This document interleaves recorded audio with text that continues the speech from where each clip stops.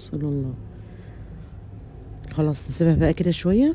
ايوه بص احمرت وبقت منظرها جميل ازاي، ما قلبتهاش خالص، سبتها كده بقت احرك المقلايه كده من ايديها عشان كلها كده تتحرك مع بعض، ما رضيتش اقلبها خالص. ايوه كده ما شاء الله، الكفته بقت حلوه جدا ومتحمره اهي، وريحتها بقى وطعمها في منتهى الجمال. هنعمل بقى الوقت معاكم الصلصه بتاعه الكفته اللي هنحطها في البطاطس.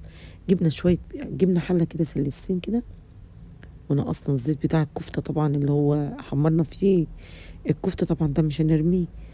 حطيت شويه صغيرين زيت عادي، وجبت الزيت اللي احنا محمرين بيه الكفته، نقطة صغيرة خالص كانت متفضلة، قلت ايه احطها معاكم كده ايه وانا بحمر التومة.